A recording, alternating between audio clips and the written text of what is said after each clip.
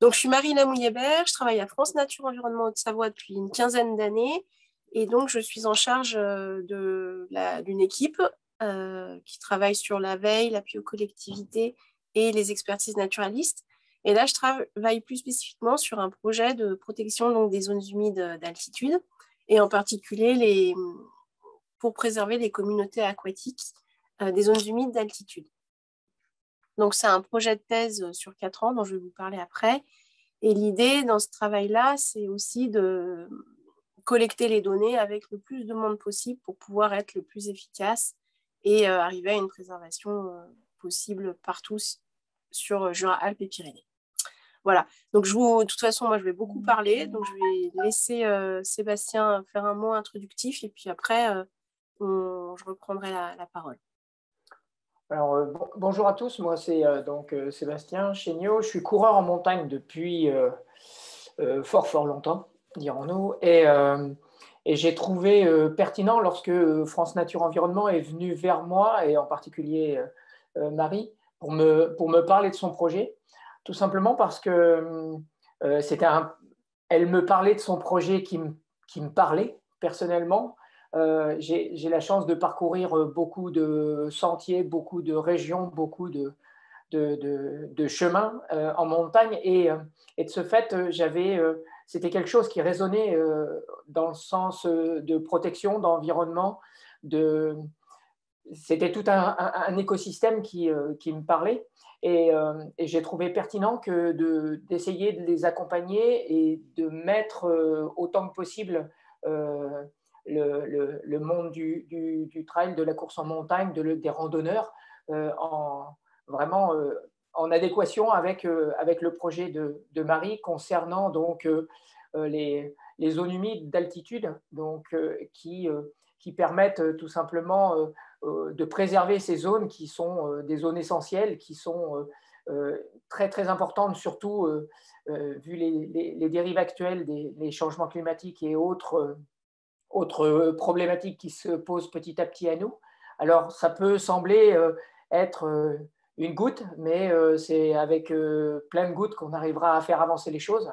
Et si chacun essaye de contaminer, parce que c'est un mot à la mode en ce moment, si chacun essaye de contaminer un petit peu autour de lui, je pense que ça peut être ultra pertinent que d'avoir ces ramifications qui vont se mettre en place progressivement et qui, par la suite, vont vous être expliquées par Marie pour vraiment ramifier et être le plus pertinent possible déjà en France et pourquoi pas plus tard au-delà, et que ça donne voire même des idées à d'autres pays pour pouvoir se dire, bah, eux, ils le font, pourquoi pas nous.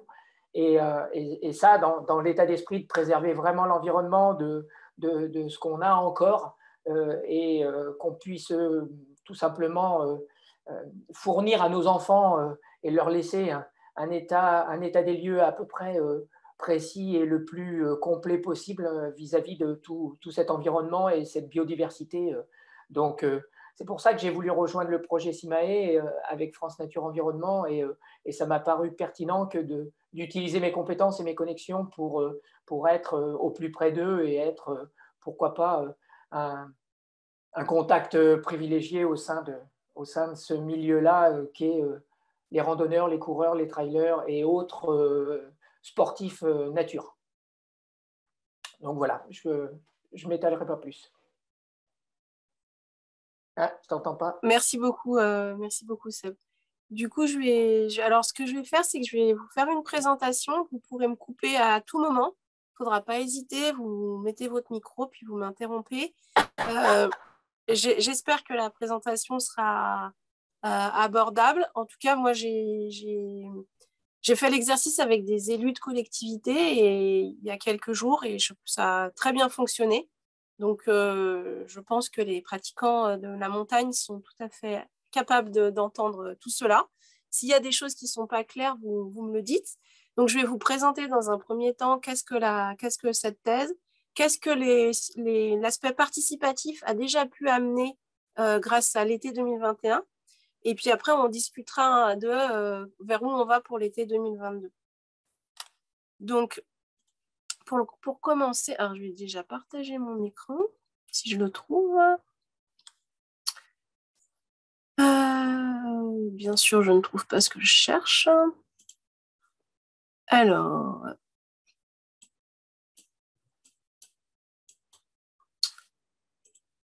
je reprends. Ah oui, si, c'était là. Ok.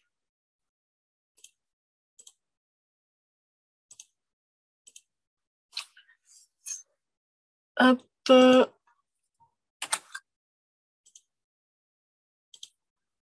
Voilà. Donc, vous n'hésitez pas à me couper si jamais il y a des choses qui ne sont pas claires. Donc, ce travail, c'est une thèse donc, en partenariat avec l'Université Savoie-Mont-Blanc et à Lyon avec INRAE. Alors, si je m'arrête, c'est parce qu'il y a des personnes qui rentrent en même temps aussi dans la salle. Et donc, j'ai 2 directeurs de thèse donc, qui travaillent sur soit les plantes aquatiques, soit les effets de l'assèchement des milieux, en particulier avec le changement climatique. Donc là, je me suis présentée, Sébastien s'est présenté.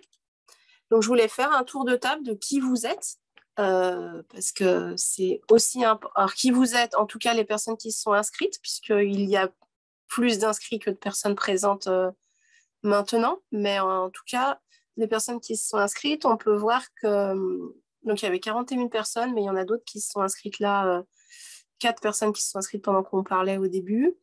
Et donc, il y a des personnes de toutes les Alpes, quasiment. Il n'y a pas toutes les Alpes, pas jusqu'en bas des Alpes du Sud. Pour l'instant, il n'y a personne des Pyrénées qui s'est mobilisé sur les pratiquants outdoor. Et puis, un petit peu de personnes vers, je sais pas, je crois que c'est la Loire-Atlantique ou la partie du Nord. Donc, il y a des personnes qui ne sont pas forcément sur nos massifs, mais qui sont intéressées par la démarche. Et la réunion d'aujourd'hui, elle peut intéresser des personnes qui ne s'engageront pas forcément et d'autres qui s'engageront et qui mobiliseront d'autres personnes alentour. Après, il y a, au niveau des structures, il y a pas mal de personnes qui... Alors, attendez, parce que là, il y a plein de monde en même temps. Normalement, ça arrive. Il y a pas mal de personnes qui ne sont pas dans des clubs alpins ou dans des associations de sportifs, ou en tout cas qui ne l'ont pas noté. Il y a des personnes d'associations de protection de la nature. Et puis, il y a des personnes donc de plus spécialisées en termes de pratiquants de la montagne, donc des CAF, il y a la Compagnie des Alpes, parce il y a aussi, j'ai souhaité aussi associer les personnes du ski, puisque même s'ils sont pratiquants l'hiver, ils peuvent apprécier l'été. Et puis, c'est des usagers de la montagne. Donc, il y a Running Nancy, il y a Alpela, et puis il y a d'autres structures, dont des structures d'enseignement, telles que l'ISETA ou des bureaux d'études. On a une personne, donc Stéphane, qui vient de nous rejoindre et qui, lui, nous met un petit message. Je suis alpin, expatrié, Pays Basque, Pyrénées. Eh bien, formidable. Ça doit être on a quelqu'un dans les Pyrénées. Voilà, ça doit être une des personnes qui s'est inscrite juste là. Donc, pourquoi ça n'avance pas? On va faire à l'ancienne. Donc, ce que je vous ai dit, je vais vous présenter d'abord le projet. La thèse, donc le projet, il est sur 3 axes que je vais vous avancer juste après. Et puis, je vais vous parler de qu'est-ce qu'on est en train de faire sur ces 3 axes. Puis, quelle est la communication qu'on a mis en place jusqu'à présent et quel est le calendrier à venir pour 2022. Donc, pourquoi on fait ce travail-là? C'est là, en face de vous, vous avez trois schémas avec des montagnes. Donc, c'est dans le cadre de l'Atlas Mont-Blanc. Il y a eu un travail qui a été fait sur l'évolution possible des habitats d'une espèce typique et spécialisée d'altitude, qui est le lagopède alpin. Et donc, on voit qu'actuellement, son habitat, c'est ce qui est en vert sur la carte en 3D à gauche, en haut à gauche. Et en 2050, on voit bien que cette partie verte, elle commence à diminuer. Et quand on se projette à 2090, on voit que les habitats, ils sont de plus en plus restreints. Donc la montagne, c'est un espace qui est sentinelle pour la compréhension des impacts du changement climatique, parce que plus que dans d'autres endroits sur Terre, on a moins d'effets globalement directs, en particulier de la pression de l'homme sur les milieux en termes d'urbanisation ou autre. Et du coup, ça nous permet de voir que des choses qui ne sont pas facilement visibles dans d'autres espaces. Donc, les espaces spécialistes comme l'agopède alpin sont les espèces les plus menacées. Et en particulier, des milieux qui sont très, très menacés, ce sont les zones humides. Donc, la problématique du travail, c'est que la connaissance et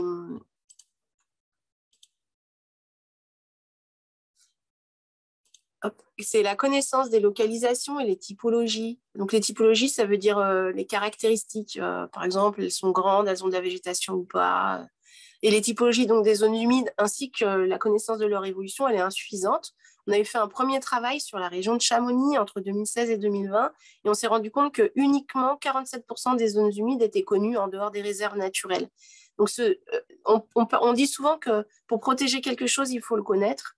Et là, on sait que plus de la moitié sont connues, mais quasiment la moitié n'est pas connue, quoi. Les espèces des zones humides, elles sont très peu connues du fait d'une difficulté d'accès, d'échantillonnage et puis d'une courte période de déneigement. Puis on a des assecs de plus en plus fréquents en montagne. Et la présence des communautés biologiques aquatiques, elle est liée à différentes variables qui sont impactées elles-mêmes par le changement climatique. Donc l'hydropériode, c'est le temps pendant lequel on va avoir de l'eau, par exemple, dans une zone. La température de l'eau ou la connectivité, c'est-à-dire est-ce qu'une zone une zone humide, par exemple, va être connectée à une autre zone humide ou pas. Donc, la question fondamentale de la thèse, c'est quels sont les effets du changement climatique sur les communautés aquatiques des zones humides d'altitude, ce que je vous ai évoqué tout à l'heure. Donc, qu'est-ce que c'est pour nous? Quelles sont ces zones humides d'altitude? Donc, pour nous, c'est des petites étendues d'eau stagnantes qui font moins de 5000 mètres carrés, donc elles font moins de 0,5 hectares. Elles sont peu profondes, elles sont permanentes ou temporaires, et elles sont entre la limite des arbres et les neiges éternelles. Donc, on est au-dessus de la limite des arbres. Donc là, vous avez différentes photos dans les réserves naturelles de Haute-Savoie que j'ai prises dans mes précédentes sessions de terrain. Donc, celle-ci est derrière moi, là. Pour vous illustrer un peu à quoi ça ressemble. Donc, la thèse, elle s'articule sur 3 axes en fonction de cette problématique-là. C'est que, premièrement, on voudrait inventorier et localiser les différentes zones humides d'altitude et mieux comprendre leur évolution avec le changement climatique. Et c'est surtout sur cet axe-là sur lequel je fais appel à vous, mais on le verra après. Le deuxième axe, c'est quelle est la réponse des communautés, donc en prenant l'exemple des libellules, des crapauds, grenouilles, tritons et des plantes aquatiques, à ces différentes variables que je vous ai évoquées, donc la longueur de la fréquence en eau, ainsi que la longueur en eau de ces pièces d'eau, la connectivité et les températures de l'eau. Et un dernier axe qui est sur modéliser la distribution actuelle de ces espèces et la distribution future avec les effets du changement climatique, comme on a pu le voir pour le lagopède alpin au début. Donc l'aire d'étude, comme je vous évoquais, c'est du Jura qui est là, toutes les Alpes en prenant Chartreuse, Vercors et les Pyrénées. Et donc, les groupes que l'on étudie, c'est pourquoi on a pris les libellules, les tritons, crapauds, grenouilles et les plantes aquatiques. C'est parce que ces différents groupes, ils présentent des capacités de dispersion et un temps d'usage des sites qui sont en eau qui est très, très varié. On voit bien que les plantes, elles ne vont pas bouger, que les libellules, elles vont passer une partie de leur temps dans l'eau, mais la plupart de leur temps, une partie de leur temps en aérien, et puis les tritons et les amphibiens qui viennent plus spécifiquement pour se reproduire. En plus, les libellules, elles sont très menacées. Elles ont un plan national, les autres espèces peuvent l'être aussi, mais les libellules ont un plan national d'action. Et dans ce plan national d'action, il y a une fiche spécifique qui cible le projet duquel on parle pour la préservation de ces espèces qui sont extrêmement menacées. Donc, je vous montre tout de suite quelques résultats de 2021. Donc, pour vous rappeler, dans ce premier axe qui est sur la connaissance des zones humides, donc on a un déficit de connaissance sur la distribution de ces zones. Donc, ce que je vous évoquais tout à l'heure, il y avait 47% des zones uniquement qui étaient connues en dehors des réserves naturelles de Chamonix. Ces zones sont de petite taille. Elles sont souvent intégrées dans des zones humides de plus grande taille et donc elles sont difficiles à analyser. et elles sont difficiles d'accès. Et une autre problématique, c'est que leur nombre et leur surface, elles diminuent sous l'effet du changement climatique. Donc les espèces qui les peuplent sont de plus en plus menacées par le changement climatique. Donc comment on peut caractériser ces zones humides et comment on peut répondre à ce besoin d'inventaire? C'est par des inventaires sur les hautes montagnes françaises, d'où notre réunion de ce soir. Et puis on peut tester d'autres méthodes comme la télédétection à partir des images satellites. Je vous présenterai ça brièvement parce que je trouve ça intéressant que vous ayez une vision globale de ce pourquoi vous êtes sollicité ce soir. Donc, tout d'abord, sur l'inventaire et la description des zones humides, donc la zone d'étude, elle fait plus de 1 million d'hectares et on n'a que 2 années de terrain, donc 2021 l'année passée et 2022 cet été. Et du coup, pour travailler là-dessus, on a fait 2 types de méthodes d'inventaire. Donc, sur les vallées, dans les espaces naturels protégés, on essaye de viser toutes les vallées sur lesquelles on a des zones humides. Et en dehors des espaces naturels protégés, on a fait un tirage au sort de vallées pour qu'on puisse derrière exploiter les données de manière statistique et avoir quelque chose de représentatif de toutes les zones humides des différents massifs que je vous ai évoqués. Et donc, pour faire ce travail-là, donc, globalement, je suis donc doctorante, je suis la seule doctorante, je suis toute seule. Bien sûr, je suis encadrée et il y a du monde autour de moi.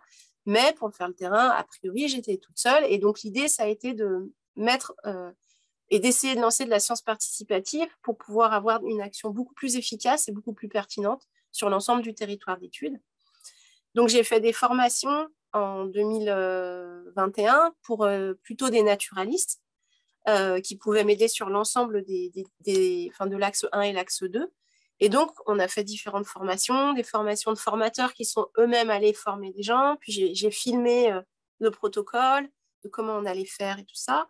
Et donc, on a fait un guide dans lequel on a l'explication de tous les protocoles du projet et puis des fiches de terrain identiques pour tout le monde, avec un outil de saisie qui est identique également pour tout le monde.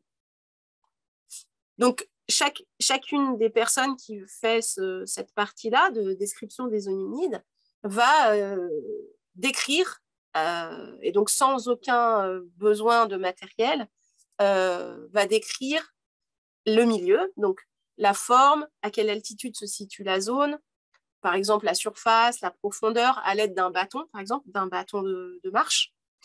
Le substrat, donc est-ce qu'on va avoir plutôt de la vase ou plutôt du rocher, par exemple? Est-ce qu'il y a des éléments de pression visibles, du piétinement, la proximité d'un sentier? Donc, c'est des choses qui sont assez simples, mais qui sont très, très utiles derrière pour mon analyse. Et puis, est-ce qu'il y a de la végétation dessus? Et si oui, est-ce qu'elle recouvre toute la pièce d'eau ou pas, etc. Donc, moi, je vais juste revenir sur quelques points suite au travail qui a été fait en 2021 pour vous montrer comme c'est utile d'avoir autant de monde sur le terrain. Donc, qu'est-ce qui a été fait en 2021? Donc, il y a eu, là, vous voyez sur la carte, donc là, c'est les Alpes, on va dire plutôt les Alpes du Nord. En bleu, c'est les sites qui ont été échantillonnés soit par moi en Haute-Savoie, soit par des stagiaires, parce que j'ai un stagiaire qui était là et qui sera là sur les parcs naturels nationaux Vanoise, Écrin et Mercantour. Donc ça, ce sont les points bleus. Et en rose, c'est tout ce qui est sciences participatives. Donc les personnes qui sont venues bénévolement pour faire ces prospections-là. Donc là, c'est les Alpes du Sud. Donc vous voyez qu'il y a déjà un petit peu moins de monde. Et puis vous avez des photos des participants sur la droite. Ce que j'ai oublié de dire, c'est qu'en turquoise, c'est l'aire d'étude. Hein. Je pense que c'était un peu clair. Mais... Et donc là, les Pyrénées. Donc ça, c'est ce qui a été fait en 2021. Donc il y a 294 zones humides qui ont pu être échantillonnées. Sur chacune des zones, on passe 2 fois. On passe une fois en juillet, entre le 15 juillet et le 31 juillet, et une fois en août, entre le 1er août et le 15 août. Donc pourquoi on passe 2 fois? Entre autres, c'est pour la question de voir si la zone, elle s'assèche ou pas. Donc c'est pour la question de ce que j'évoquais tout à l'heure, l'hydropériode. Donc, dans ces 294 zones humides échantillonnées, il y en a 79 qui étaient de la science participative pure, c'est-à-dire des personnes non rattachées à des structures d'un point de vue professionnel. Il y en avait 13, c'était des associations de protection de la nature n'étant pas France Nature Environnement Haute-Savoie. Il y en a 49, c'est les espaces naturels protégés eux-mêmes qui ont décidé d'intégrer ce programme-là dans leur suivi de leur site, et 153 qui étaient faites par France Nature Environnement, comme je vous ai expliqué, par moi-même ou par les stagiaires. Donc en tout, il y a 80 personnes qui ont été mobilisées sur le terrain. Il y a eu 49 observateurs donc, qui ont rempli les fiches. Et il y a 30 personnes qui m'ont accompagnée, parce que vous verrez plus tard dans ma présentation, moi je me balade, il faut qu'on soit au moins 3 quand on va sur le terrain, parce que j'ai beaucoup de matériel à transporter avec moi. Donc là, ce que je voulais vous montrer, c'est la même carte que depuis le début, sauf que là, vous avez toutes les Alpes sur la partie droite et les Pyrénées sur la partie gauche.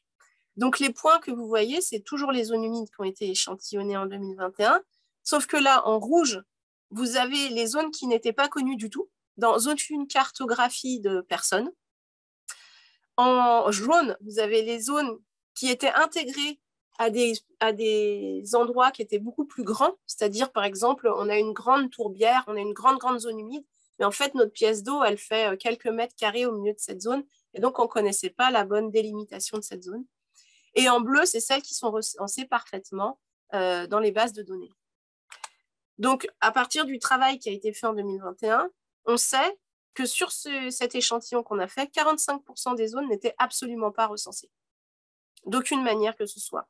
Il y en avait 32 qui l'étaient mal, et il y en a vraiment 23% uniquement qui le sont et qui sont vraiment la réalité de notre objet d'étude. Donc, on est allé un peu plus loin que ce qu'on avait fait au préalable sur la région uniquement de Chamonix. Donc, qu'est-ce qui les caractérise pour l'instant, ces zones? C'est 80% de ces zones, elles sont situées entre 1800 et 2600 mètres. Elles sont pour la plupart végétalisées et de petite taille, de moins de 1000 mètres carrés. Et peu profondes, elles font moins de 60 cm de profondeur. Et cette année, on était dans une année très humide. Moi, j'ai des zones qui ont triplé de volume, ont triplé de surface en eau entre juillet et août. Et donc, on n'a eu que 4% de zones qui s'étaient asséchées. On espère que l'année prochaine, on puisse avoir un équilibre dans notre échantillon. Est-ce que vous avez... Je vais allumer la lumière. Et est-ce que vous avez des questions pour l'instant sur cette partie avant que je passe à un point suivant? L'idée, c'est de... Pardon, Marie-Mélodie Torre-Quadra. Oui. L'idée, c'est de refaire sur les mêmes zones ou d'aller sur d'autres zones? Okay. Oui. L'idée, c'est d'aller effectivement sur d'autres zones pour avoir un échantillon le plus grand possible de l'ensemble des zones humides du territoire. Parce que l'idée, c'est vraiment de pouvoir se rendre compte de quelle est cette connaissance actuelle et quelle est leur typologie. C'est-à-dire, est-ce que ces zones, elles sont... c'est ce que je vous présente là sur cette diapo. C'est, par exemple, là, j'ai pris des exemples, mais sur leur localisation, leur végétalisation, etc., leur taille, leur profondeur. Mais on va aussi avoir la pression qui s'exerce sur ces zones. Est-ce qu'elles sont piétinées? Est-ce qu'elles ont des espèces... est-ce qu'il y a des déjections dessus? Est-ce qu'elles sont connectées à d'autres zones par un cours d'eau ou pas, etc. Pour mieux les décrire et mieux les connaître. D'accord. D'accord. Quel est le but concret? Est-ce qu'il y a des actions de protection ensuite Alors déjà, la première chose, comme j'évoquais au début, c'est de les connaître, savoir où elles sont, parce que sinon, on peut difficilement les protéger. Et la deuxième chose, c'est que c'est important qu'on fasse ce travail-là, parce que dans la réglementation française, une zone humide qui fait moins de 1000 mètres carrés, elle n'est pas soumise à la réglementation. Donc, on peut avoir des actions de dégradation ou de détérioration sur ces milieux sans avoir pour autant enfreint la loi, mais pourtant, on va avoir des impacts et des effets sur les communautés aquatiques qui y vivent. D'où l'importance, entre autres, de ce travail que l'on mène pour expliquer que ces milieux, ils ont une importance cruciale pour certaines communautés qui sont menacées d'extinction et pour lesquelles on a une responsabilité.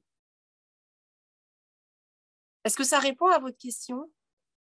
Oui, merci. Julie Lemaire, je me demandais, est-ce qu'il faut que ce soit les mêmes personnes qui passent en juillet et en août sur une zone humide? C'est mieux si ce sont les mêmes personnes ou si au moins, si vous êtes un groupe, il y ait une personne commune. Après, à mon avis, on peut faire que ce soit des personnes différentes s'il y a eu une transmission et qu'il y a bien eu une formation pour se dire, ou en tout cas suivi la même formation, pour se dire, bah oui, mais quand je mesure la profondeur de l'eau, je la mesure comme ça. Quand je mesure la surface, parce qu'en fait, il y a des mesures qui sont un peu, du coup, subjectives. Si on mesure la surface de l'eau à l'œil, du coup, on peut avoir des jugements différents en fonction d'une personne ou d'une autre. Après, si vous êtes deux personnes qui faites une fois en juillet et une autre qui fait en août, et vous mesurez avec, par exemple, un tracé au GPS qui vous donne la surface, ça, je pense que vous pouvez le faire avec vos outils que vous utilisez souvent dans les pratiques outdoor. Voilà, ça, c'est possible aussi. En tout cas, ça, c'est des choses qu'on pourra discuter dans un deuxième temps de comment on peut adapter les choses en fonction de vos pratiques à vous. Ça marche, merci. Parce que moi, je ne les connais pas suffisamment. Donc, je suis Ok. tout à fait ouverte à ce qu'on avance pour s'adapter à vous. Ça marche. Donc, en 2022, donc c'est ce que vous évoquiez là maintenant. En fait, l'idée, c'est d'en échantillonner au moins autant, mais des autres. Et puis de mobiliser donc, les pratiquants sportifs de l'outdoor, donc en dehors des espaces naturels protégés. Donc là, on fera un autre tirage spécifique pour ces pratiquants-là, donc pour vous, et c'est l'objet de la réunion de présentation d'aujourd'hui. Donc, je vous présente ce que c'est la télédétection, parce que c'est une autre manière de pouvoir détecter des objets de l'espace. Donc, nous, là, on va sur le terrain, mais la télédétection, donc, c'est une technique qui, à partir d'acquisition d'images, que ce soit par satellite, par radar ou autre, il permet d'avoir de l'information sur le terrain sans être en contact direct avec celle-ci, donc sans y aller. Elle englobe tous les processus qui consistent à capter et à enregistrer l'énergie d'un rayonnement électromagnétique émis ou réfléchi, à traiter et analyser l'information pour ensuite mettre en application cette information. Donc là, il y a deux exemples. C'est par exemple, le Soleil, il va émettre des rayonnements et un satellite qui est dans l'espace va les recevoir. Et donc, c'est cette donnée-là qui va être collectée et traitée derrière. On peut avoir un autre système, par exemple un radar sur un avion, qui va émettre, lui, même des rayonnements au lieu que ce soit le soleil, et le sol va réfléchir ces rayonnements, et c'est cette donnée-là qui sera analysée derrière en bureau. Donc là, il y a eu un partenariat qui a été fait et une stagiaire de 6 mois qui a travaillé sur ces aspects télédétection donc en 2021 pour mieux localiser ces zones et détecter s'il y avait de la végétation ou pas, par exemple. L'idée derrière, c'est de voir aussi si on pourra, grâce à des images satellites, voir l'évolution de ces zones. Donc là, je vous montre juste un résultat pour que vous puissiez savoir ce que je fais et dans quoi vous vous embarquez plus largement. Donc là, en haut à droite, vous avez la carto IGN avec les zones humides. Et puis là, c'est une partie qui est de la végétation humide. Et donc à gauche, on a différents types d'images. Donc par exemple des orthophotos ou des images spot qui sont des images satellites. Et donc, ces images, après, on a fait différents traitements. Alors, c'est ce qu'on appelle le machine learning, c'est-à-dire c'est des algorithmes qui sont soit on dit ce qu'on veut faire à une machine, soit c'est elle-même qui décide comment elle va classer les éléments qu'elle a dans son image. Et donc, à droite, vous avez des résultats à partir d'une image, comment on a pu identifier différentes classes qui étaient végétation, sol nu, eau, neige, ombre, végétation aquatique. Et on voit que les zones humides, elles ont quand même été identifiées, plus ou moins bien en fonction des méthodes et des images. Et la végétation aquatique, elle peut être révélée grâce à ça. Donc, maintenant, il faut qu'on continue à travailler et à développer la méthode et on va essayer d'avoir des images plus précises sur nos zones d'études pour aller plus loin sur ce travail-là. Et ça, c'est les réserves. Enfin, la zone pilote, c'est les réserves naturelles nationales de Haute-Savoie. Donc voilà pour la première partie qui répondait au premier axe sur mieux caractériser et identifier les zones humides d'altitude. Et puis, je vais vous évoquer la deuxième partie, c'est derrière l'idée de mieux comprendre où elles sont et au-delà de les protéger, comme j'évoquais tout à l'heure, c'est aussi de permettre de mieux comprendre comment les communautés et pourquoi les communautés aquatiques, elles sont présentes sur telle ou telle zone humide. Donc, en effet, les communautés biologiques aquatiques, on sait qu'elles sont conditionnées par la présence d'eau, puisque sinon, s'il n'y a pas d'eau à un endroit, on n'aura pas de libellules ou de plantes aquatiques ou autres. Ça, c'est assez intuitif. Par le fait qu'il y ait plusieurs zones à côté les unes des autres, par exemple, sur cette image, on voit qu'il y a des zones qui sont connectées. S'il y en a une qui est détruite ou qui est polluée ou qui est à sec, et que l'autre, elle ne l'est pas, on comprend bien que ça permettra à une population de survivre. Et puis, les questions de température de l'eau, parce que si l'eau se réchauffe trop, c'est comme pour nous, on ne va pas pouvoir survivre. Et puis, à la question de la présence de végétation, vous voyez bien que là, sur les différentes images, on a des présences de végétation variables qui vont donc accueillir des communautés biologiques variables. Donc, la zone pilote pour plusieurs de ces questions, c'est le même territoire, c'est les réserves naturelles nationales de Haute-Savoie. Donc là, il y aura 73 sites en tout qui seront pilotes. Donc là, je vous ai mis des exemples à droite. Donc, sur ces 73 sites, on met en place des sondes de température. Donc, ces sondes de température, elles mesurent la température, ce qui nous intéresse. Donc, au fond, en surface, juste sous la surface de l'eau, à -20, à -50 et à -1 mètre. Et en même temps qu'on mesure la température, ça nous permet de savoir si le niveau de l'eau il diminue et si la pièce d'eau s'assèche. Parce que, par exemple, comme on a une température de l'eau prise en surface, et que le niveau de l'eau, quand il va baisser, il va laisser une sonde à l'air libre. Donc, on aura la même température que la sonde de surface. Et c'est comme ça qu'on va pouvoir savoir est-ce qu'il y a une variation de niveau d'eau ou pas. Donc là, j'ai mis 261 sondes en 2021 sur les réserves naturelles nationales de Haute-Savoie. Et donc là, on les voit sur le schéma, sur la photo. Là, ça, c'est une sonde de fond. Et là, il y en a deux autres. On ne voit pas la sonde de surface, mais là, on voit qu'il y en a une à -20 et une juste sous la surface. Donc, c'était juste pour vous illustrer la chose. Et ensuite, pour ce qui est lié à on fait aussi des prélèvements de sédiments, des analyses de l'eau et autres, mais je n'ai pas voulu trop charger la présentation. Et après, donc, sur l'ensemble du territoire, donc Jura, Alpes et Pyrénées, on va aller faire des inventaires naturalistes. Donc, on y va entre le 15 juillet et le 15 août, comme je vous ai évoqué tout à l'heure, puisque c'est cette période-là où on a le plus de chances de voir des libellules qui volent. Et que pour les amphibiens et les plantes, il n'y a pas de problème qu'on vienne avant, après, pendant, puisqu'elles sont toujours présentes. Donc, pour ce faire, pour les naturalistes, on a fait donc, le protocole standardisé que je vous ai évoqué, mais on a aussi fait des clés spécifiques pour les espèces d'altitude, pour qu'ils puissent les reconnaître et puis pas se balader avec 10 000 bouquins, mais avoir une seule clé qui recense uniquement les espèces qui nous intéressent. Pour la flore, les libellules et les grenouilles, crapauds et tritons. Donc là, ce sont les résultats. On a vu 3635 individus de 23 espèces pour les libellules. Donc les odonates, c'est les libellules. Et en orange, c'est les espèces qui sont spécialistes des milieux aquatiques d'altitude. Donc on les a bien retrouvées, c'est plutôt rassurant. Et puis on a trouvé aussi d'autres espèces qui sont plutôt des espèces de plaine qu'on voit coloniser petit à petit ces milieux-là et qui pourront être problématiques en termes de partage de la ressource dans les temps qui viendront, peut-être. Donc, par exemple, là, c'est Somatochlora alpestris, qui s'appelle la Chlorocordulie alpestre.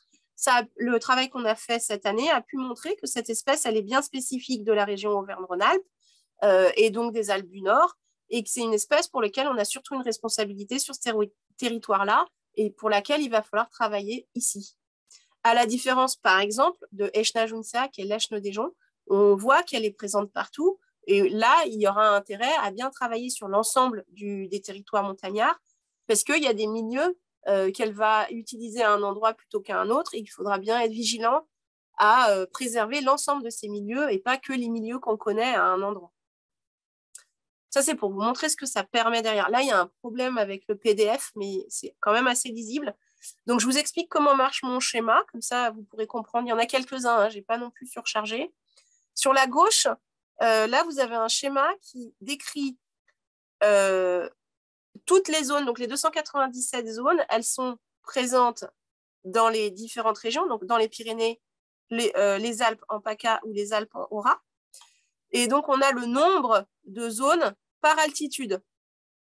Et donc, on voit que principalement, les zones humides qui ont été échantillonnées, elles sont entre à peu près 2000 et un peu moins de 2500 mètres. Pour donner un exemple, dans la région Aura. Pourquoi là, je compare à la même chose, mais pour les libellules, et là, c'est pour l'Èche-Nœud-des-Joncs, la deuxième que je vous ai montrée, on voit que cette espèce, elle n'occupe pas l'ensemble des zones humides du gradient altitudinal qu'on a étudié. Donc, ça permet de nous dire, bon, bah, il y a de la marge de manœuvre, par exemple, si elle veut monter en altitude dans les Alpes. Peut-être moins dans les Pyrénées et en PACA. Et on peut aussi regarder par rapport à donc, la première que je vous avais montrée, la Chlorocordulie alpestre, on peut voir qu'elle ne recouvre pas exactement le même gradient altitudinal que l'Èche-Nœud-des-Joncs, mais que par contre, elle peut être potentiellement présente aux mêmes endroits que cette deuxième espèce, donc en Aura, puisque c'est le seul territoire où elle est présente. Voilà, c'est les résultats que ça peut nous amener à ces types-là d'analyse. Donc après, pour les amphibiens, donc ce qui est grenouille, crapaud, triton, en tout cas dans nos espèces cibles, parce qu'il y a d'autres amphibiens qui existent. Donc on a capté 35 867 individus de 5 espèces. Donc ça, c'est le crapaud commun, la grenouille rousse, le triton alpestre, le triton palmé et le crapaud alite accoucheur. Et donc, quand on regarde la répartition, par exemple, du triton alpestre et du triton palmé, on voit que le triton alpestre, il est que sur les Alpes, et le triton à ses altitudes, pardon, et le triton palmé est que en altitude sur les Pyrénées. Donc, c'est assez intéressant parce que le triton palmé, il est présent partout hein, sur ce territoire-là, sauf qu'il n'est pas présent aux altitudes qui nous intéressent. Et donc, c'est intéressant de voir comment sont répartis chacun et dans quels habitats et pourquoi on ne l'a pas encore ici. Et après, sur les plantes, donc on a fait, oui, donc là, ça, je ne vous en ai pas parlé, mais donc les plantes, on fait des carrés sur les milieux qui nous intéressent et on regarde et on compte combien il y a d'espèces et comment elles recouvrent ce carré qu'on a mis sur l'eau. Mais ça, c'est absolument pas ce qu'on vous demandera, sauf si vous êtes botaniste et que vous êtes intéressé. Et donc, on a trouvé 102 espèces. Voilà. Donc, ça veut dire qu'on a fait, si on divise à peu près par 300, on a fait plus de 10 quadrats par zone. Mais on ne relève pas toutes les espèces sur la même zone. Mais on passe 2 fois. Voilà. Et donc, voilà. S'il y a déjà des questions sur cette partie, je vais mettre des photos, c'est plus joli. Si c'était clair ou s'il y a des éléments de compréhension.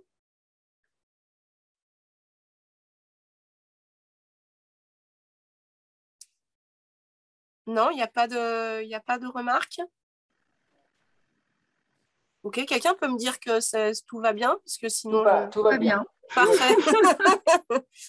Je me sentais un peu seule d'un coup. Personne n'ose parler, mais tout est clair.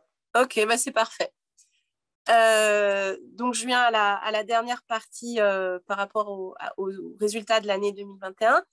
Donc, l'objectif, c'est l'objectif de cette thèse, c'est donc c'est de répondre à la question est-ce qu'il y aura des milieux aquatiques d'altitude favorables pour ces communautés biologiques à moyen et long terme, même aujourd'hui déjà. Et donc, à partir des données de localisation et les typologies de zones humides qu'on a eues et qu'on aura grâce au terrain 2021 et 2022 et peut-être la télédétection, et puis à l'identification des variables qui expliquent la présence ou l'absence des espèces, comme je vous l'ai dit tout à l'heure, on va cartographier la présence potentielle de ces espèces sur l'ensemble de l'aire d'étude.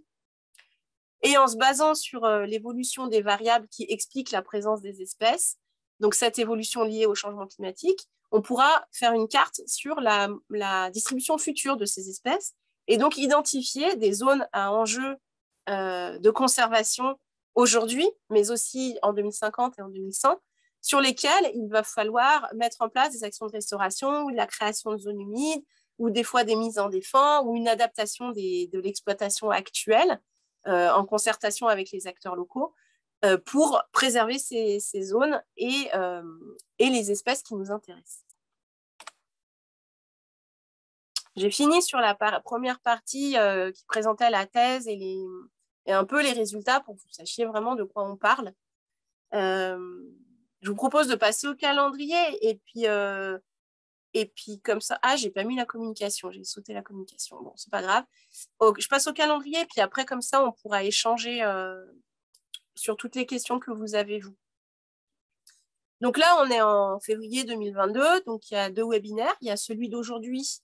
Il y en a eu un avant qui était avec les collectivités concernées par le projet, puisque j'ai essayé d'associer au maximum aussi les collectivités pour qu'elles puissent prendre en compte dès aujourd'hui cette problématique dans leur politique publique. Et puis, pouvoir aussi mieux les contacter derrière pour leur dire, voilà, avec le travail que l'on a fait, on s'est rendu compte que là, chez vous, il y a un enjeu, etc. Ou si on ne les prévient pas avant, c'est dommage, ils ne sont pas intégrés dès le départ. Donc, il y a eu ça. Et là, en février, donc, il y a le webinaire avec vous qui est aujourd'hui. Et la semaine prochaine, il y aura un webinaire avec les naturalistes, ceux qui ont participé en 2021, mais aussi ceux qui veulent participer en 2022. Après, donc suite au séminaire d'aujourd'hui, en mars-avril, on va faire des ateliers territorialisés, donc a priori par type d'acteurs. Je pense que je vais séparer pratiquants outdoor et naturalistes. Ça se passera aussi en fin d'après-midi. Ce sera divisé par département ou par région. Et dans ces ateliers, il n'y en aura qu'un en théorie. Il n'y en aura qu'un par territoire. Et sur ces ateliers-là, l'idée, ça va être, moi, j'aurais tiré au hasard les secteurs sur lesquels il faut aller. Et donc, les personnes intéressées, elles pourront sélectionner quel est le secteur qu'elles choisissent. Et on discutera plus concrètement de qu'est-ce que c'est le terrain réellement, comment on va faire, et puis comment ça va se passer, la saisie des données, l'envoi des données, etc. Ensuite, en juin, il y aura une formation sur le terrain. Et là, je pense que ce sera les 2 mondes ensemble, donc les personnes pratiquant de montagne et les naturalistes en même temps. Parce que je trouve ça assez sympa qu'on puisse communiquer aussi entre nous et puis que les personnes qui sont pratiquants de l'outdoor, ils puissent aussi voir comment on regarde les libellules. Voilà, ça peut aussi vous intéresser. Donc, a priori, le 25 ou 26 juin, mais ce n'est pas calé. Hein. Et donc là, je vais former des formateurs. C'est-à-dire que la vraie formation, elle sera en juillet. Mais ceux qui ne peuvent pas venir en juillet, ils pourront venir en juin. Mais sinon, les personnes qui auront été formées en juin, l'idée, c'est qu'elles-mêmes, elles puissent former d'autres personnes dans les autres départements ou ailleurs pour qu'on multiplie ces formations-là. Donc, l'année dernière, on en avait fait 4. Enfin, on en avait fait 1 en juin et 4 en juillet. J'avais eu 4 personnes qui avaient pu faire le relais. Il y avait plus de 4 personnes, ils étaient par binôme, qui avaient pu faire le relais ailleurs. Et donc, pour que tout le monde puisse faire le protocole de manière homogène et qu'on soit tous d'accord que, par exemple, une surface, ça se mesure à peu près comme ça. Quand on parle de ceinture de végétation, ça correspond à ça, etc. Parce qu'on a beau parler et puis discuter en visio comme ça, mais si on n'est pas sur le terrain, c'est compliqué à prendre en main ce travail-là. Et donc, en juillet, il y aura une formation, donc cette fois-ci en altitude, parce que vous imaginez bien qu'en juin, on ne va pas réussir à aller sur les milieux forcément d'intérêt. Et donc, là, ce sera le 9 ou le 10 juillet, a priori. Voilà, donc après, du 15 juillet au 15 août, donc c'est le terrain. En septembre-octobre, donc, vous me transmettez les données. Et en février 2023, dans à peu près 1 an, je vous ferai une restitution du travail qui a été fait par tous, comme je vous l'ai fait à peu près aujourd'hui. Et puis, je ne sais pas si je séparerai les différents acteurs, mais on verra. Voilà. Donc, pour les éléments qui sont spécifiques aux pratiquants en montagne, donc il y a une fiche terrain que vous avez vue tout à l'heure, qui a été déjà adaptée. Donc, celle qui était pour la naturaliste, elle a déjà été adaptée un peu pour qu'elle soit un peu plus sympa pour les pratiquants en montagne. Après, je pourrais la faire évoluer, mais en tout cas, le contenu de ce qui sera demandé, il est là. Maintenant, la forme pourra évoluer, mais en tout cas, le contenu sera le même. Et le guide que je vous ai montré tout à l'heure, il va aussi évoluer parce que vous n'avez pas besoin d'avoir tous les protocoles et tout. Et donc, il sera adapté aussi pour les pratiquants en montagne. Et donc là, dans les temps qui viennent, en fonction des personnes intéressées, je commencerai à faire le tirage aléatoire des secteurs qui pourront vous être assignés pour préparer les ateliers de mars-avril. Voilà, donc je remercie toutes les personnes qui ont participé. Et puis mes encadrants, les financeurs du projet, donc la région Auvergne-Rhône-Alpes, le département de Haute-Savoie, le groupe Saint-Pétrum, qui est un groupe en Rhône-Alpes de protection des libellules, l'Adréal, l'Université Savoie-Mont-Blanc, Frialp, l'OFB, et en particulier pour la mobilisation en sciences participatives des pratiquants sportifs, on a un soutien financier de la Fondation Crédit Mutuel et de Bois Industrie. Merci à vous tous pour votre attention. Et puis si vous avez des questions, je vous en prie. C'est à vous. Ouais, pardon, j'ai une petite question, Étienne, accompagnateur en Haute-Savoie. Est-ce que tu arrives à nous synthétiser assez rapidement le temps qui est nécessaire ou la logistique un petit peu nécessaire pour être, pour être utile, pour être utile en fait, pour savoir si c'est compatible avec notre activité. On a tous des activités assez différentes. Moi, je me pose la question bêtement si, voilà, si au cours d'une balade avec des clients, j'arrive à m'arrêter 1 heure et puis faire quelques collectes d'informations pour toi et c'est utile. Ou alors, est-ce qu'il faut y passer une journée complète, 5 nuits de bivouac pour être sûr d'avoir toutes les données qu'il faut. Tu arrives à nous dire un peu Oui, oui, voilà. oui, je peux tout à fait te le dire. Projeter dans le truc ou pas? Ouais, en fait, ça va être variable. Ça va être vraiment variable en fonction des secteurs que vous aurez. Ça, on peut déjà, quand on fera l'atelier, on pourra déjà identifier, sur le secteur machin, il n'y a qu'une seule zone humide. Bon, si tu passes avec un groupe, tu peux très bien faire le terrain sans problème. Nous, pour les prospections naturalistes, on compte 30 minutes par zone. Minimum, pardon. Ça peut être 2 heures, mais toi, tu ne vas pas faire de la bota. Donc, c'est globalement, en 30 minutes, tu as fait ton boulot, quoi. Ouais, pour la zone humide. Après, sur chacun des secteurs, je vous expliquerai mieux, je pense, au moment des ateliers, parce que c'est spécifiquement comment on va faire. Mais globalement, par secteur, toi, tu choisis, quand tu parcours ton secteur, tu choisis de 1, s'il n'y a qu'une zone humide, à 10 zones humides maxi, pour ne pas avoir une surreprésentation du secteur. Et ces zones, tu les choisis parce qu'elles sont différentes les unes des autres. C'est-à-dire, par exemple, si tu as une zone où tu n'as pas de végétation et une où tu en as, tu vas prendre une de chaque. Mais si tu as 5 zones identiques, c'est-à-dire elles ont de la végétation, elles font la même taille, la même profondeur, elles sont recouvertes de la même manière, en végétation, tu vas en prendre qu'une, tu ne vas pas faire les 5. Ouais. Voilà. Okay. Donc, la réponse, elle est double, c'est-à-dire, si tu as un secteur où il y a beaucoup de zones humides, ça me paraît compliqué, sauf si tu arrives à investir les gens dans ce programme-là en mettant un aspect scientifique dans ta sortie, en disant, voilà, je vous propose de faire une sortie sur ce secteur-là et en même temps, on participe à un projet scientifique pour lutter contre le changement, pour améliorer la connaissance sur les espèces d'altitude et limiter les effets du changement climatique sur celles-ci. Ça peut être un projet pour toi d'un point de vue professionnel. Et pendant ce temps-là, on va faire de la collecte de données. Ça, c'est possible. Après, si tu en as beaucoup et que tu ne veux pas partir sur une idée comme ça me paraît compliqué d'allier et le fait que tu sois avec des clients et le fait que tu fasses ton terrain.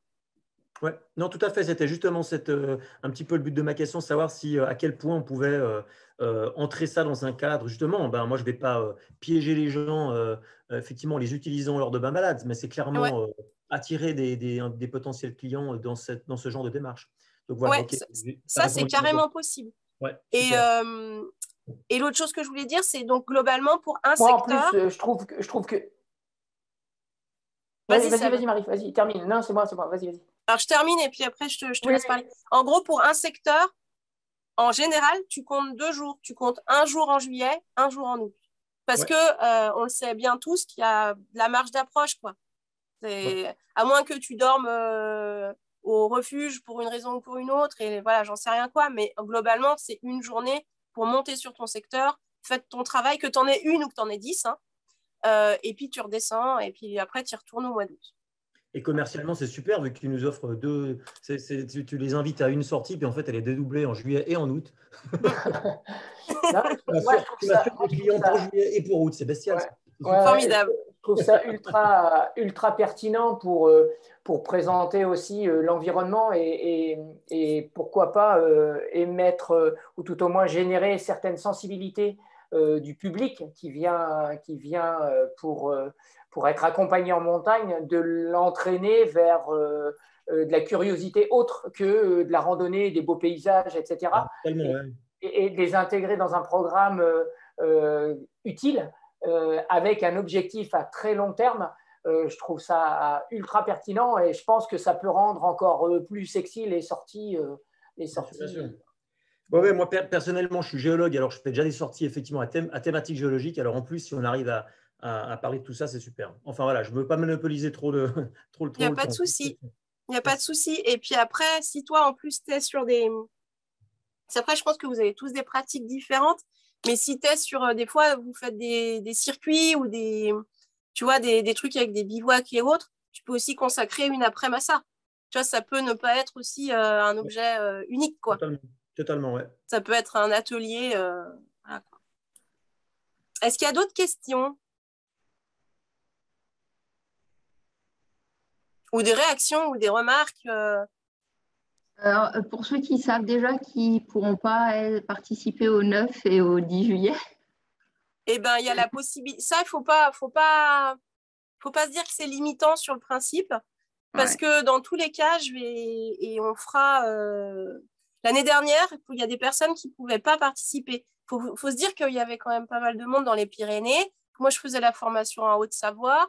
Celle qui était la plus au sud, elle était en Hautes-Alpes. Il y a une seule personne des Pyrénées qui a pu monter. Déjà, c'était juste super qu'il y ait une personne des Pyrénées qui monte en Hautes-Alpes juste pour suivre la formation et faire le travail, quoi. Donc ça, c'était super. Mais du coup, ce que j'ai fait, c'est que j'ai fait une vidéo. J'ai fait une vidéo sur le terrain pour montrer ce qu'il fallait faire et comment faire. Et donc là, elle est déjà en ligne. Hein. Elle est en ligne, celle de l'année dernière. Mais c'était fait vraiment avec des moyens… mais bon, on fait tout pas mal avec des moyens, des bouts de ficelle. Et voilà, mais ça marche aussi. Hein. Et donc, on va faire une vidéo spécifique pour vous, pour les pratiquants outdoor. Donc, dans tous les cas… En termes d'équipement, l'idée, c'est de… c'est quoi? Ouais, remarque, on a nos bâtons, si on a nos… Enfin, ouais, voilà, c'est plus l'aspect pratique. Enfin, moi, je suis déjà dans l'aspect pratico-pratique, quoi. Ouais. Comment faire? Quel sac prendre? Ouais. Est-ce que je vais réussir à courir tout le long? Globalement, il y a besoin de la feuille de terrain, un crayon à papier ou un stylo ou ce que vous avez envie. Moi, je conseille le crayon à papier parce que la feuille, elle peut tomber dans l'eau et après, l'encre, ça s'enlève alors que le crayon à papier, non. Et c'est tout. Après, il faut que vous ayez avec vous… Moi, j'ai des bâtons. Mes mesures de profondeur, je les fais avec les bâtons et avec moi-même parce que moi, je suis obligée d'aller dans l'eau. Mais donc, du coup, moi, non, j'en ai pas, mais sur les bâtons, il y a on peut se les graduer. Ouais, bah oui, moi les miens, je peux mettre à différentes hauteurs. Donc, voilà.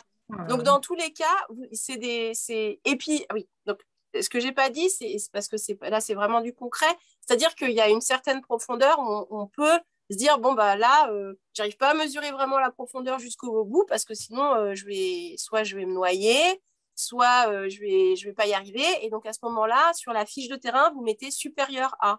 Et donc par exemple, j'ai vu que ça faisait plus de 60 cm et vous mettez 60 cm. Voilà. En outil pratique et pas très lourd, il y a les sondes pour recherche de victimes d'avalanche qui font 2,30 m et puis qui font qui sont pas très lourdes. Mais ça c'est si vous l'avez, c'est super. Mais si vous n'en avez pas, il n'y a pas besoin. Un bâton, ça suffit. Ou même un bâton, une canne, quoi, que vous mettez dessus. Comme en théorie, ça ne fera pas plus de 1 mètre.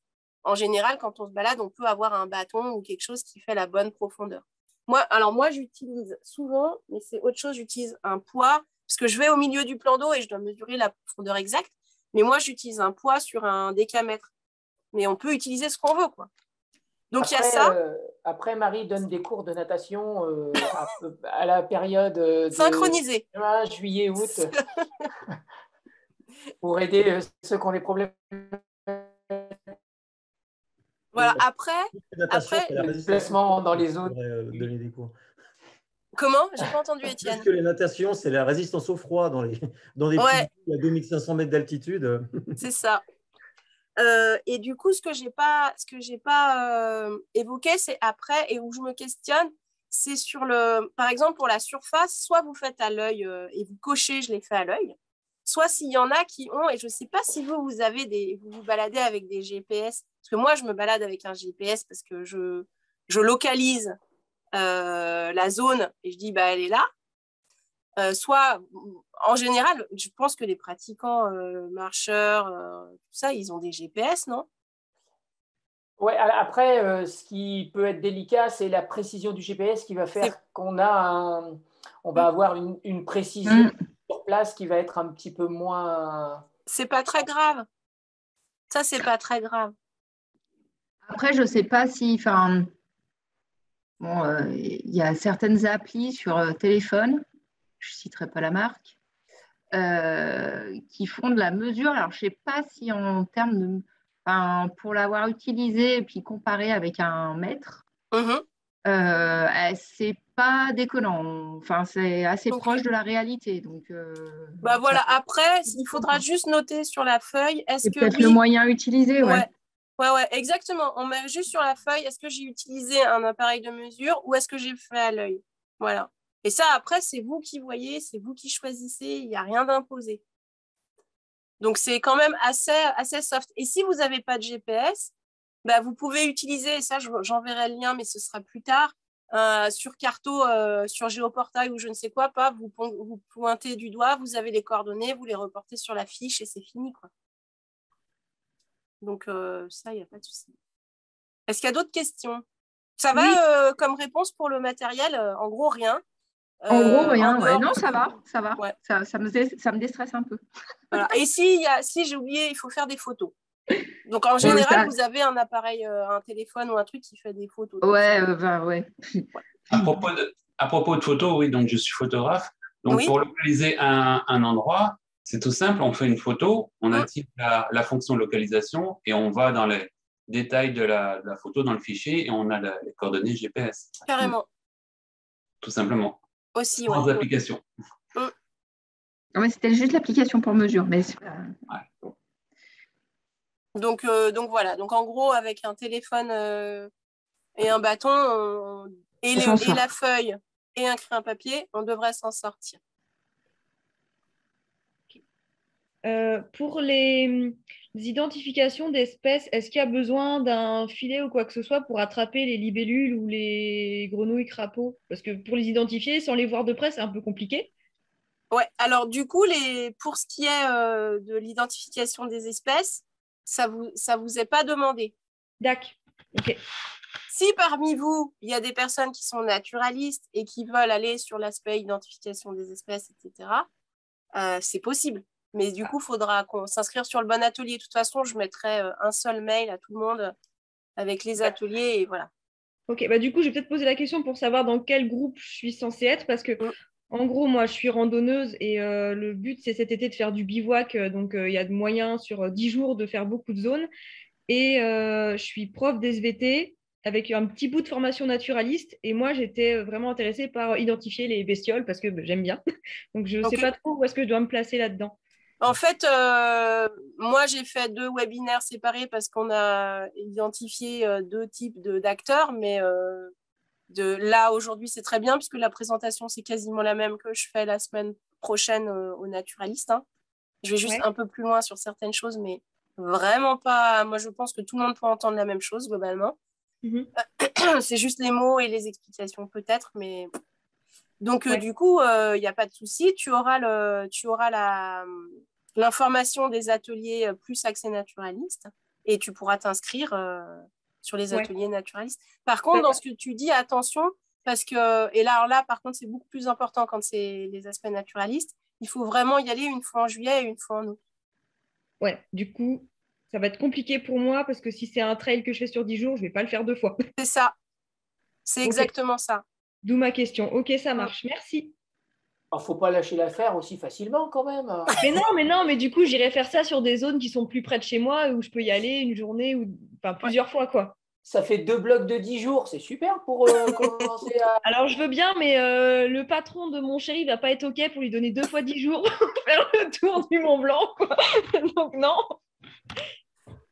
Non, bon, c'est pas grave, on ira faire ça en Vercors ou en Chartreuse à côté de chez nous, ça le fera, il n'y a pas de souci. C'est super. C'était tout pour moi. Merci beaucoup. Est-ce qu'il y a d'autres questions?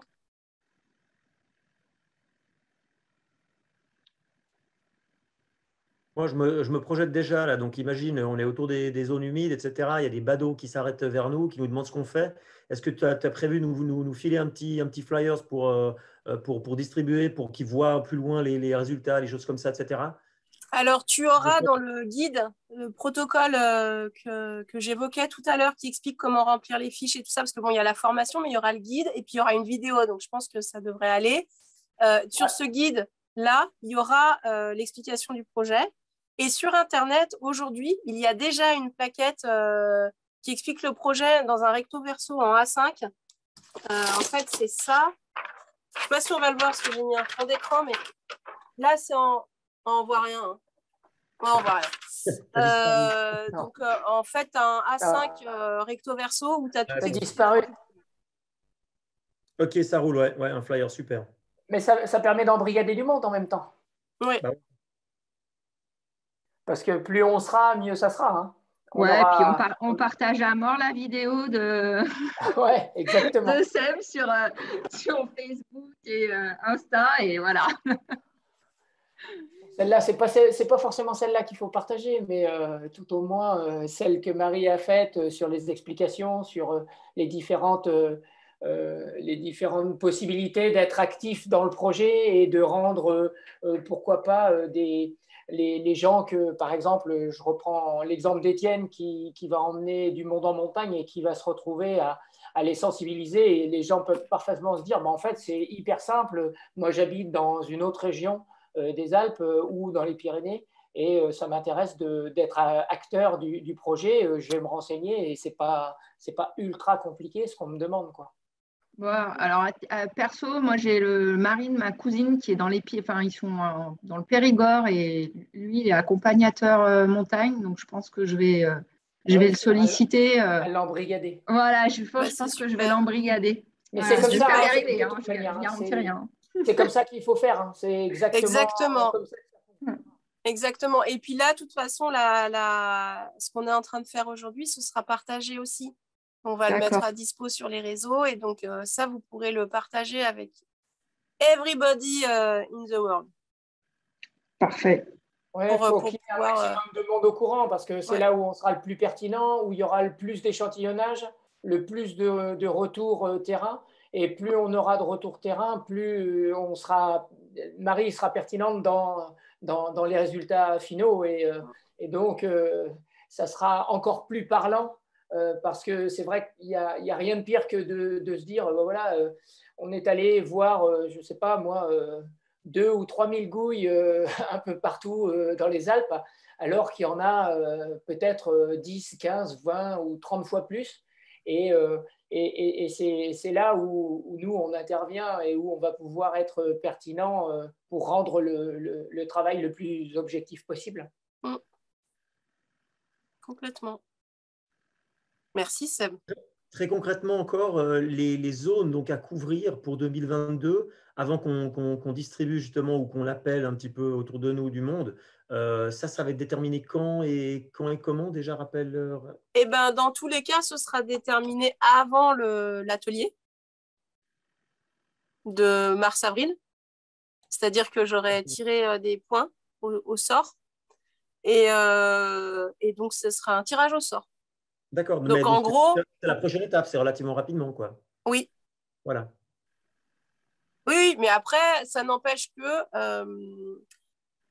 des gens peuvent se rattacher tout le long, quoi.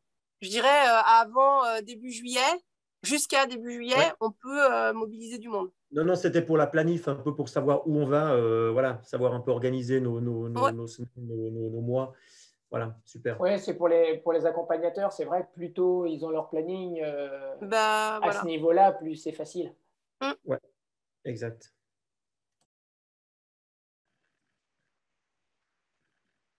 Est-ce qu'il y a d'autres questions?